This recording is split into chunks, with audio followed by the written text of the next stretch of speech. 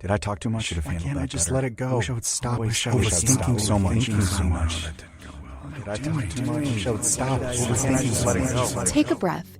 You're not alone. Let's talk about what's going on. Counseling helps you sort through the noise with qualified professionals, and online therapy makes it convenient. See if it's for you. Visit BetterHelp.com/randompodcast for 10% off your first month of online therapy and let life feel better. AI had the time of my life.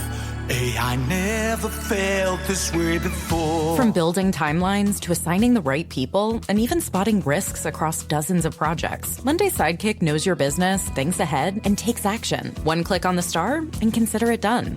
And I owe it all to you. Try Monday Sidekick. AI you'll love to use on Monday.com.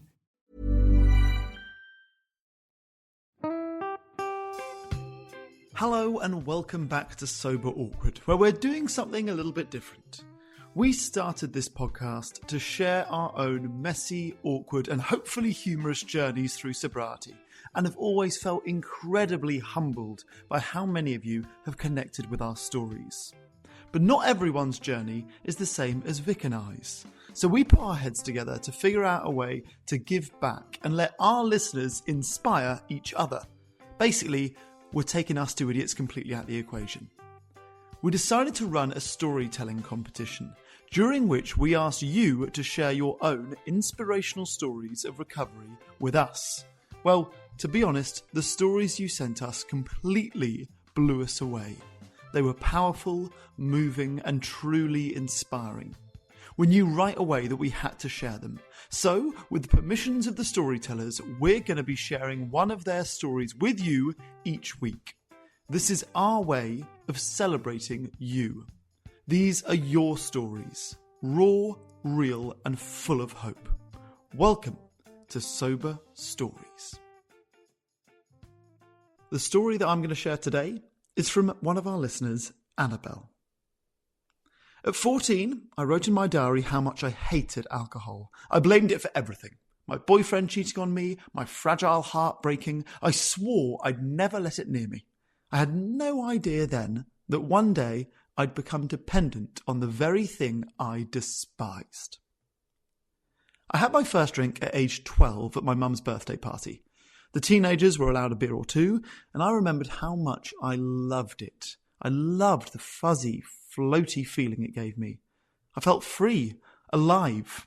My parents have always been big drinkers, and as I grew into my teenage years, would you like a juice became, would you like a glass of wine?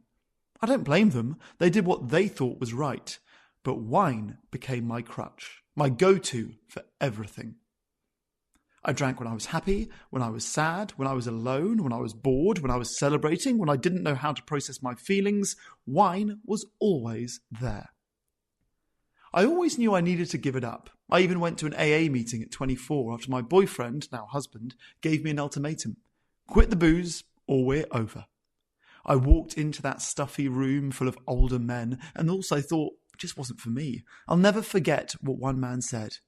I've never met a single person here who doesn't need to be here. It would take me another 7 years to get sober. The years passed. I travelled, moved to Australia and had children. Things got really dire after I stopped breastfeeding my first. I didn't even want to drink, but I couldn't stop myself walking into the bottle shop on the way home from work. I'd feel panicked if there wasn't wine in the house. I played games with myself about how much I could drink in an evening. I'd finish a bottle, then open another just for a glass, not to drink it that night, but to reassure myself that it would be there tomorrow. Alcohol took up so much space in my head. I thought about it at 3 a.m, guzzling water and praying the kids wouldn't wake up, silently swearing I'd never drink again. I thought about it after lunch, wondering if just one would be okay later. At 5 p.m, opening a bottle while making dinner. At 8 p.m, finishing it once the kids were asleep. And so the cycle spun on, round and round. I didn't have a dramatic rock bottom. One day I just knew. I walked into a bookshop on my lunch break, bought a stack of sobriety quick-lit, and dove into podcasts like they were lifelines. I managed 115 days before I decided to try moderation. Tale as old as time, hey? Within weeks, I was back to a bottle a day, sometimes more. My anxiety roared back into life, and I knew there was no longer space for alcohol in my world. Much like my boyfriend at 14, wine and I were well and truly over. My sobriety began on the 20th of July 2023, and it is, without question, the best decision I have ever made. I could list the physical and mental benefits, but the greatest one is this: peace. I am at peace with myself, with who I am and with my journey. I see clearly now what I value, what I stand for, and what I refuse to give space to anymore. Wine no longer owns a single second of my life. Everything has improved since I embraced sobriety. My health, my marriage, my relationship with my children, my fitness, my career, my friendships, my hobbies. There isn't a corner of my life that hasn't brightened. I got sick and tired of feeling sick and tired. I'm proud I made the choice at 31. My children will never see me drunk, and that simple truth feels like the greatest gift I can give them.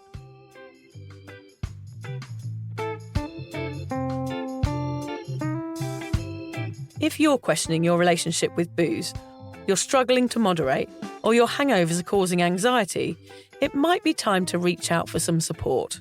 Yeah, just talk to a mate about how you're feeling, contact a local doctor, find an AA or sobriety group. Vic's got one. Yeah, just head to www.cuppa.community. Remember, if you're questioning yourself, it might be time to seek support. Even though this journey can be awkward, it is definitely worth it. And if you've enjoyed the Sober Awkward podcast, don't forget to review it, rate it, and share it with your mates.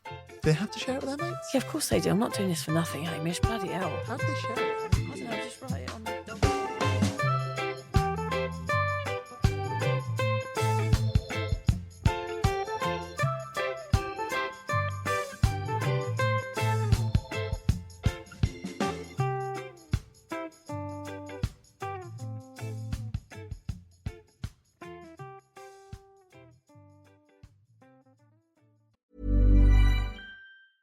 Hey, it's Paige from Giggly Squad. You know I love a good wardrobe staple, and Banana Republic has really perfected it. I've always loved them for being that go-to brand where you can find something polished and versatile for any occasion. Personally, I'm obsessed with their timeless button-ups and cozy sweaters, and let's talk their leather jackets, truly next level.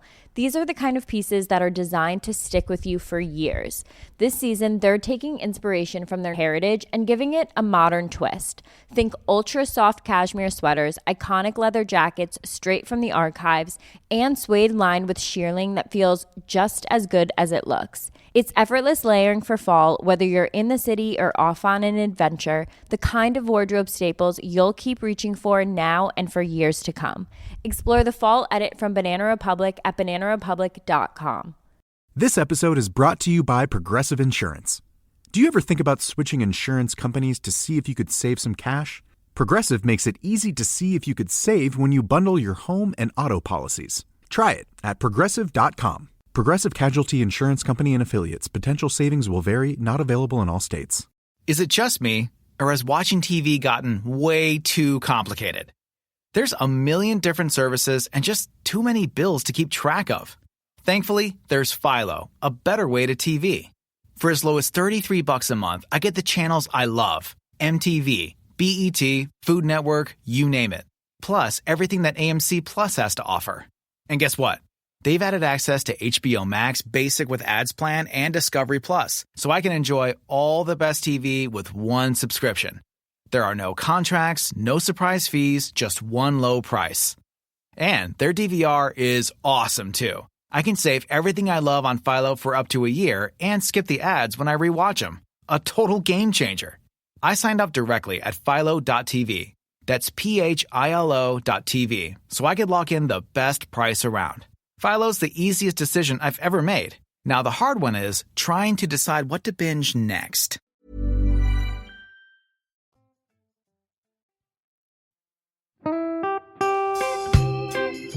So, as you probably know, my comedy memoir, 1,000 Wasted Sundays, is officially out. All my magnificent fuck-uppery in one awkward hit. If you'd like to get your hands on a copy, it's now available from all good bookstores. We always say all good bookstores, don't we? Yeah. Are there bad bookstores? No, it's probably ones with moody sellers. Oh yeah, really depressed librarian folk. Yes, okay, yeah. So there are probably some, but we're only storing it in the good ones. It's only made it into the goodies. You can also get it from all good online retailers. The print version and ebook are out now, and the audiobook will be available in March.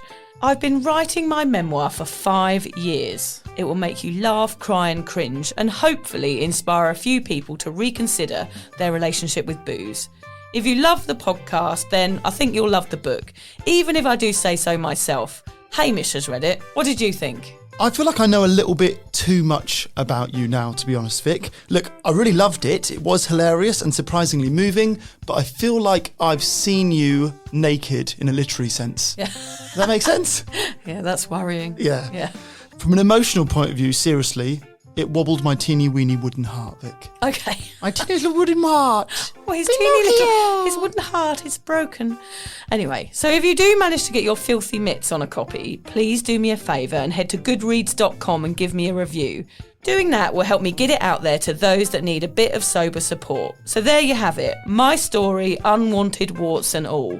Come and get awkward with me. Not to be too demanding or anything, but seriously, go and buy it now. Go and buy it right now. Yeah, don't just tell your friends, buy it, and then buy your friends one or two. Yeah, don't give them a copy, buy it. Yeah. And you know what? Don't be careful where you store it. If you lose it, you can always buy another 5. Buy another one. Yeah.